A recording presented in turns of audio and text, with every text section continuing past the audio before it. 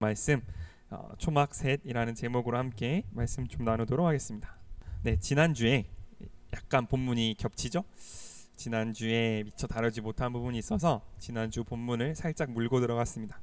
지난주에 어떤 내용이 있었냐면 예수님께서 많은 가르침을 하시고 말씀하시는 거죠. 내가 분명히 말해둔다. 여기 서 있는 사람들 가운데 죽기 전에 하나님의 나라를 볼 사람들도 있을 것이다 라고 이야기를 하십니다. 주님께서 비슷한 말씀을 여러 군데에서 하셨습니다. 한 세대가 지나기 전에라고 하신 적도 있고, 어쨌든 굉장히 임박하게, 굉장히 예수님 그때 당시 바로 하나님 나라가 오고 하나님 나라를 볼 사람들이 있을 것이다 라고 말씀하신 것을 우리가 성경 곳곳에서 볼 수 있습니다. 그러면 이게 뭐를 말씀하신 것일까 라는 걸 우리가 한번 생각해 보게 되는 거죠. 죽기 전에 하나님의 나라, 그러니까 하나님의 나라는 이 땅 가운데 임하는데, 하나님의 나라가 이 땅 가운데 임하는데 그것을 볼 사람들이 있을 거다. 너희 두 눈으로 보는 사람들이 있을 거다 라고 예수님께서 분명히 말씀을 하셨단 말이죠. 그러므로 여기서 이걸 듣고 있던 사람들, 적어도 베드로, 요한, 야고보가 죽기 전에 하나님의 나라가 이 땅 가운데 임했다, 그것을 본 사람들이 있다라는 걸 우리는 미뤄 알 수 있습니다. 그럼 그게 뭘까라는 거죠. 왜 우리는 그 임한 하나님의 나라를 보지 못하고 있는가? 2000년이 지나도록 그때 이후로 그 하나님의 나라라는 건 뭘까라는 걸 우리가 한번 생각해 볼 필요가 있다라는 거죠. 그래서 많은 사람들이 여기서 말하는 이 하나님의 나라가 뭘까를 고민했습니다. 성경에서. 그래서 어떤 사람들은 바로 지금 우리 본문에 28절부터 나오고 있는 예수님께서 산에 가셨는데 변화가 된 사건, 그 사건이다 라고 말하는 사람들도 있어요. 왜냐하면 예수님께서 이미 천국에 있는 모세와 엘리야와 함께 이야기를 나누셨고, 또 게다가 옷이 아주 희어져서 눈이 부시게 빛났다. 다른 성경에는 빨래하는 사람이 그렇게 희게 할 수 없을 정도로 희게 빛났다 라는 말도 있습니다. 어쨌든 뭔가 이 세상이 아닌 것 같은 그것을 제자들이 보았기 때문에 이게 하나님의 나라를 본다는 그 예언이 이루어진 것이다 라고 말하는 사람들도 있습니다. 물론 이것도 많은 해석일 수 있겠지만, 제가 조금 더 맞다고 생각하는 건 오순절에 이제 예수님께서 십자가를 지시고 돌아가신 이후에 오순절에 누가 우리에게 오시냐면 성령님께서 우리 가운데 오시는 사건이 일어납니다. 이걸 어려운 어른들 말로 오순절 성령 강림이라고 이야기하는데, 그때 이후로 성령님께서 우리와 함께 하심으로 이 땅 가운데 하나님의 나라가 펼쳐졌다 라고 말하는 게 조금 더 저는 옳은 해석이라고 생각합니다. 왜냐하면 하나님의 나라의 정의가 그렇기 때문에 그렇습니다. 어디가 하나님 나라입니까? 예를 들어 저번에도 한번 이런 말 한 것 같은데 천국이죠, 그죠? 어디가 천국입니까? 라는 거죠. 눈을 감았다 떴어요. 죽었다 살아났습니다. 여기가 어디냐가 중요해진다는 거죠, 그죠? 여기가 천국인지 어떻게 알아요? 막 사람들이 옷을 입고 다니는데 반짝반짝 빛이 납니다. 그러면 천국이냐? 그거는 아닐 수도 있다라는 거죠. 단 하나, 이곳이 천국인 변함이 없는 이유, 이곳이 천국일 수 있는 유일한 이유는 뭐냐면 그곳에 예수님이 계시기 때문에, 그곳에 하나님이 계시고 그분이 우리와 함께 하시기 때문에 그곳이 천국인 것처럼 하나님의 나라가 임하는 것을 볼 사람도 있을 것이다 라고 말씀하시는 것은 바로 그 하나님께서 우리 가운데 오셔서 우리의 삶을 통해서 하나님의 나라를 확장시켜 나가시는 바로 그 장면을 볼 사람도 있을 것이다 라고 예수님이 말씀하셨다라고 저는 생각합니다. 따라서 제가 생각하기에는 여기에 있는 죽기 전에 하나님의 나라를 볼 사람들은 무엇을 보는 거냐면 오순절에 성령 강림, 성령 하나님께서 직접 우리 가운데 내려오신 그 사건, 그것을 말씀하셨다라고 저는 생각하고, 그래서 그때 이후로 우리는 여태까지 하나님의 나라를 살아가려고 노력하는 사람들이라는 것을 우리가 잊지 않았으면 좋겠습니다. 그래서 항상 하는 어른들의 어려운 말로 이미 그러나 아직, already but not yet 이라고 말하는 그 사건 가운데 우리는 있다. 하나님의 나라는 성령 강림으로 인해서 우리 가운데 이미 임했지만 사람들은 그것을 알아보지 못하고 그것이 완성되어져 가는 그 뭐랄까 단계 속에 있다라는 거죠. 이거는 성령님께서 처음 오신 그때에도 분명히 일어났던 일입니다. 성령 하나님께서 우리 가운데 오셨단 말이에요. 하나님이 우리 가운데 영으로서 우리와 함께 딱 붙어 계시는 겁니다. 이거는 사실 모세가 구름 속에서 하나님의 등을 봤던 것보다 훨씬 더 놀라운 사건이에요. 왜냐하면 하나님이 하나님의 마음 그 자체이신 성령님 우리 가운데 보내주셔서 우리의 마음이 하나님의 마음과 같을 수 있도록, 그러니까 그 어떤 친한 친구보다도 그 어떤 친한 가족보다도 훨씬 더 내밀하고 가깝게 우리 마음속에 들어와 오신 사건인데, 사람들은 그것을 볼 때 어떻게 봤냐면 이 사람들이 방언을 한다 이렇게 봤단 말이에요. 왜냐하면 성령님께서 오시니까 그 사람들이 복음을 전하기 시작했는데 복음을 그 나라 사람들의 난곳 방언으로, 그 나라 사람들이 미국 사람들이면 영어로, 스페인 사람이면 스페인 말로, 일본 사람이면 일본 말로 복음을 전하기 시작했단 말이죠. 그러니까 실제로 일어난 일은 하나님의 나라가 임한 건데 하나님을 모르는 사람들이 보기에는 각자 다른 나라 말을 하기 시작한 걸로 보였단 말이죠. 그래서 어떤 사람들은 야 낮부터 술 취한 거 아니냐 이렇게 반응하기도 했었다라는 겁니다. 즉 하나님의 나라는 임했으나 하나님을 모르는 사람들이 보기에는 이것이 이해되지 않고 해석되지 않아서 하나님의 나라가 여전히 확장되어질 여지가 있는 그 일을 우리는 성령님이 처음 오셨을 때도 봤고 그 이후로도 보고 있고 지금도 보고 있다라는 걸 우리가 꼭 기억했으면 좋겠습니다. 그러므로 우리가 교회 예수님을 믿는 사람들이라 함은 세상이 우리를 너무 뭐랄까 다 알고 있는, 그러니까 세상과 똑같은 일들, 세상이라도 그렇게 했을 법한 일들만 교회에서 일어난다면 교회는 더 이상 빛과 소금의 역할을 감당하지 못하는 것 같아요. 때로는 세상의 오해를 받는다고 할지라도, 때로는 세상이 우리를 뭐랄까 해석하지 못한다 할지라도 우리 안에서는 하나님이시기에 예수님이 계시기에 일어나는 그런 일들이 교회 안에서는 있고 그것이 보여져야 한다는 사실을 우리가 잊지 않았으면 좋겠습니다. 어쨌든 이제 기도하러 산으로 올라가신 거죠. 그래서 요 사건, 예수님께서 그 산에 올라가셔서 옷이 변화되고 모세와 엘리야와 이야기했던 이 사건을 변화산 사건이라고 많이 이야기합니다. 산에 가서 변화가 되셨으니까 변화산 사건이라고 많이들 이야기하는데, 기도하러 산으로 올라가셨습니다. 올라가셨을 때 어떻게 됐냐면 29절 한번 같이 읽겠습니다. 29절입니다. 시작. 그런데 기도하시는 동안 예수님의 얼굴 모습이 변하고, 네 그렇게 됐습니다. 감사합니다. 그렇게 된 거죠. 얼굴이 변하고 옷이 휘어져 눈부시게 변했다. 그러니까 아마 이 광경을 생각하면 좋을 것 같아요. 예수님께서 갑자기 몸에서 막 빛이 나기 시작하면서 그 얼굴이 예수님은 만든 것 같은데 뭔가 새롭게 변한 그 상태라고 보시면 될 것 같습니다.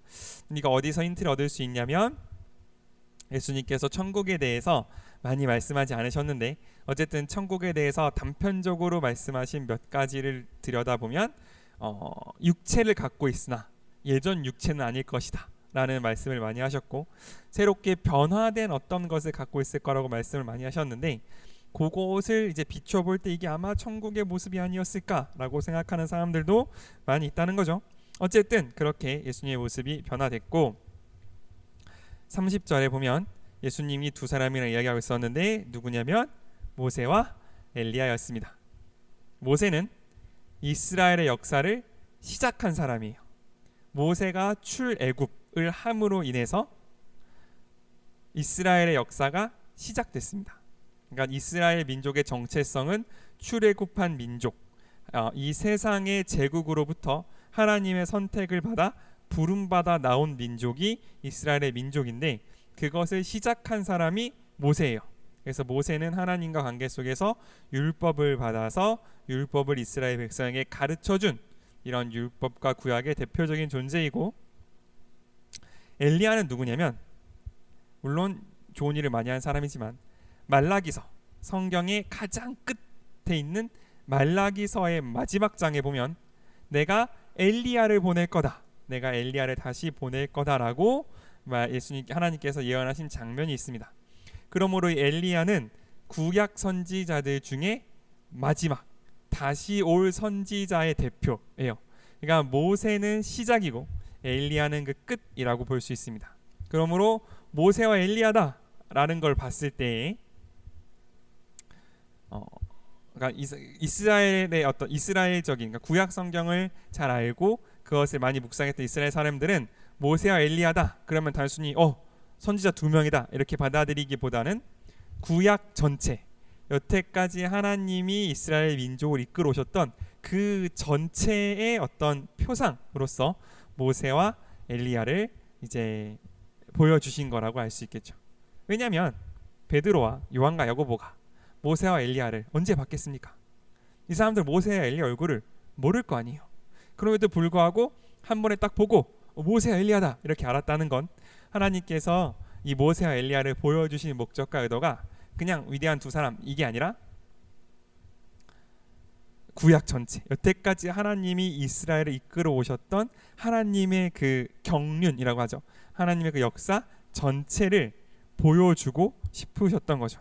그런데 그 사람들이 이 구약 전체, 하나님께서 여태까지 하나님의 백성을 이끌어 오셨던 그 전체를 아우르는 그곳에서 이야기 되어지고 있는 것이 뭐냐면 31절입니다. 31절이 중요하니까 한 번만 같이 읽도록 하겠습니다. 31절입니다. 시작. 그들은 영광스러운 모습으로 나타나 장차 예수님이 예루살렘에서 돌아가시게 될 것을 말하였다. 이게 핵심이라는 거예요. 여태까지 하나님께서 우리를 위하여 하셨던 모든 일들, 그리고 앞으로 하실 모든 일들의 핵심이 뭐냐? 하나님의 아들이신 예수님께서 우리를 위하여 십자가를 지시고 예루살렘에서 돌아가실 것, 그것이 하나님의 모든 역사, 하나님의 모든 사랑, 하나님의 모든 놀라운 일의 핵심 중의 핵심이고, 우리가 이렇게 하나님을 예배할 수 있는 가장 근본적인 일이라는 것을 오늘 이것을 통해서 우리에게 보여주고 계신다는 거죠. 전 이 부분이 아까 제가 얘기했던 세상은 합의할 수 없는, 세상은 보고 알 수 없는 기독교인들만이 가지고 있는 비밀이라고 생각합니다. 2000년 전 한 청년이 십자가에 달려 죽었던 그 사건이 지금까지 이어져 와서 우리에게 생명을 준다는 것, 우리에게 부활, 다시 태어나는 생명을 준다는 그 사실을 우리는 진심으로 믿고 있다라는 거죠. 그렇기 때문에 그 관점에서 우리가 세상을 바라보는 한 다른 어떤 소망도 근본적인 소망이 될 수 없고, 다른 어떤 무슨 체제든지 무슨 기술이든지 아니면 어떤 제조든지 그 어떤 것도 근본적인 소망이 될 수 없고, 근본적인 소망은 오직 하나, 십자가에 달려 돌아가신 예수밖에 없다. 그것이 다른 것보다 조금 더 나은 대안, 이 정도가 아니라 우리의 문제인 죄의 문제에 대하여 완벽한 단 한 번에 이루어진 해답이다 라는 그것을 우리 마음속에 품고 하는 이것을 모르는 세상 사람들과는 문제를 대하는 방식, 그것을 해결하는 방식, 혹은 사람을 대하는 방식, 그 사람을 볼 때 중요하게 생각하는 그 모든 것들이 다 다를 수밖에 없다라는 걸 우리가 기억할 수 있으면 좋겠습니다. 그래서 우리가 우리를 한번 점검해 볼 때 내가 세상의 말에 완전 동의가 돼. 어떤 사건을 해석하거나 어떤 사람을 바라보거나 어떤 일을 해석함에 있어서 예수님을 빼도 완벽히 1부터 10까지 이해가 되고 해석이 된다라면 한번 다시 생각해 볼 필요가 있는 거죠. 나의 마음속에 예수님은 어디 계시지? 내가 지금 있는 이 상황에서 오직 예수님 때문에, 예수님의 사랑을 알기 때문에, 그렇기 때문에 해야 할 것, 그렇기 때문에 해야 할 말, 그렇기 때문에 어떤 정해야 할 그 결정과 결심들은 어디에 있는 것인지, 그것을 한번 점검해 볼 때 우리가 예수님을 사랑하는지를 다시 한번 알 수 있다라고 생각합니다.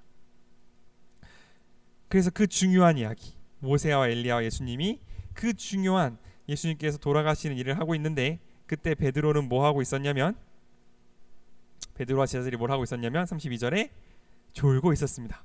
기가 막힌 거죠. 이 중요한 일들이 일어나고 있는데 제자들, 예수님이 가장 사랑하는 12 제자들 중에서도 뽑은 3명, 베드로와 요한과 야고보는 뭐라고 있었냐? 졸고 있었다라는 사실이 아주 우리에 대해서 많은 것들을 이야기해 주고 있는 거죠. 근데 어쨌든 막 번쩍번쩍하니까 그들이 눈을 떴던 거죠. 그래서 그 광경을 신기하게 보고 있다가 두 사람, 모세와 엘리야가 떠나려고 하자 베드로가 예수님께, 주님, 우리가 여기 있는 것이 좋겠습니다. 우리가 이곳에 천막셋을 세워 주님과 모세와 엘리야를 각각 모시겠습니다 라고 이야기했는데, 이게 정확히 무슨 뜻인지는 우리가 깊이 이야기할 수 없는, 이야기할 필요가 없는 게 그 뒤에 나와 있는 게 뭐라고 나와 있냐면, 그러나 베드로도 뭐래요? 자기가 무슨 말을 하는지 몰랐다라는 거죠. 예수님을 따르는 우리의 삶이요, 전 이런 것 같아요. 막 졸고 있었어. 그러니까 내가 예수님을 따를 생각이 없었는데 뭔가 막 번쩍번쩍 하는 거죠. 막 쿵짝쿵짝도 하고. 그래서 막 너무 좋아서 예수님을 따라서 뭔가라도 하고 싶어서 뭔가를 하려고 하는데, 그게 사실은 초막셋을 짓는 것 같은 일인 거. 그게 어떻게 보면 우리가 예수님을 사랑한다고, 우리가 예수님을 섬긴다고 해서 살아온 우리의 삶의 가장 뭐랄까요, 좋은 결과일 수도 있다고 저는 생각합니다. 우리 중에 누가 있어서 예수님의 마음을 완벽히 알아서 나는 예수님의 어떤 그 지혜에 준하는, 예수님의 그 역사에 도움이 되는 일을 내가 빡 해서 드렸습니다 라고 말할 수 있는 사람이 누가 있겠습니까? 우리가 아무리 열심히 노력하고, 우리가 아무리 열심히 뭐랄까 헌신하고, 아무리 내 모든 가진 지혜를 다해서 하나님을 섬긴다고 할지라도, 하나님의 그 지혜 앞에 서면, 천국의 그 아름다운 모습 앞에 서면, 그냥 우리는 우리가 무슨 일을 하는지 모르고, 우리가 무슨 말을 하는지 모르고 초막셋을 짓겠다고 말하는 베드로와 같은 모습이 우리의 삶의 모습이라고 저는 생각합니다. 사역을 시작한 것도 내가 시작한 게 아니었고, 내가 사역을 대하는 자세도, 하나님을 대하는 자세도 때로는 좋을 때도 있고 때로는 횡설수설할 때도 있고, 은혜를 받으면 막 내가 무슨 말을 하는지도 모를 정도로 하나님 앞에 지킬 수 없는 약속들을 막 쏟아 놓았다가, 또 어떨 때는 그 예수님께서 나에게 말씀하심에도 불구하고 졸고 있는 우리의 모습이 예수님을 따르는 우리의 여전한 모습이 여기에 있다라고 저는 생각해요. 그러므로 우리가 주저하지 않았으면 좋겠습니다.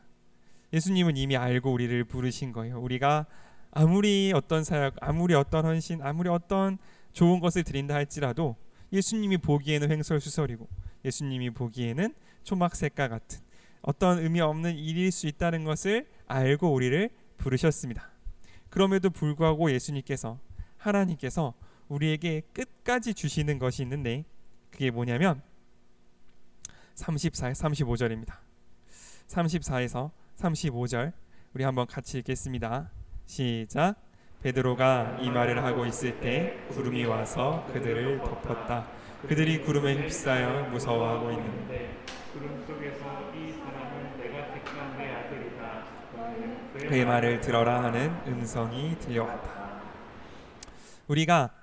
우리의 헌신은, 우리의 삶은 베드로처럼 졸다 일어나서 정신없이 하나님께 드리는 우리의 삶의 모습일 수 있다고 저는 생각해요. 그럼에도 불구하고 하나님께서 우리에게 주시는 것, 그럼에도 불구하고 하나님께서 우리에게 주시는 것은 뭐냐면 말씀을 듣는 것이라고 저는 생각합니다. 더 중요한 것, 초막셋을 짓는 것보다 훨씬 더 중요한 것, 하나님께서 우리에게 요구하시는 것은 뭐냐면, 이 사람은 내가 택한 아들이니 이에 그의 말을 들으라. 거기서부터 모든 것들이 출발된다는 거죠. 구름이 와서 그들을 덮었다라는 건 단순히 뭔가 이제 안개가 끼었다라기보다는, 하나님께서 처음 모세를 만나 주실 때 그 시내 산에 구름이 가득했거든요. 그 가운데서 하나님의 임재가 있었단 말이에요. 그러니까 여기 있었던 베드로와 요한과 야고보는 다 이스라엘 사람들이니까 구름이 가득한 가운데 음성이 들리는 이 광경을 보고 자연스럽게 뭘 생각했을 거냐면 모세가 처음 하나님을 만나서 십계명을 받았을 때를 생각했을 거예요. 하나님께서 처음 이스라엘 백성에게 이것을 하라 라고 말씀하신 그 광경을 떠올렸을 거란 말이에요. 그 동일한 광경 가운데에서 하나님은 뭐라고 말씀하셨냐면 이 예수는 내가 택한 내 아들이니 그의 말씀을 들으라 라고 하나님은 말씀하셨단 말이죠. 그러므로 이제 우리가 할 것은 뭐냐면 예수의 말씀을 듣는 것, 그것이 가장 중요하고 그것 가운데 하나님의 사역이 시작된다는 거죠. 이전까지는 우리가 막 정신없이 초막도 짓고 뭐 이상한 말도 했다 할지라도 하나님의 임재 가운데 깊이 들어가고 하나님께 정말 사로잡히면 우리는 무엇을 하게 되느냐? 예수님을 말씀을 듣게 된다라는 걸 우리가 잊지 않았으면 좋겠습니다. 그것을 벗어나서 그것을 떠나서 혹은 그것보다 앞서서 일어나는 모든 일들은 베드로가 보여줬던 횡설수설일 수도 있다고 저는 생각합니다. 우리가 진짜 예수님을 사랑하고 하나님의 인자 가운데 들어가서 우리가 해야 할 것 혹은 해야 한 유일한 것은 뭐냐면 예수님의 말씀을 듣는 것, 그를 하나님의 아들로 인정하는 것, 거기서부터 모든 것들이, 거기서부터 하나님의 마음에 합한 모든 것들이 시작된다는 사실, 우리가 그것을 잊지 않았으면 좋겠습니다. 그러므로 우리가 할 수 있는 일이 많고 적은 건 하나님께 문제가 아니에요. 우리의 능력이 좋고 나쁜 건 하나님께 문제가 아닙니다. 우리의 성격이 부드럽고 혹은 까칠한 건 하나님께 문제가 아니에요.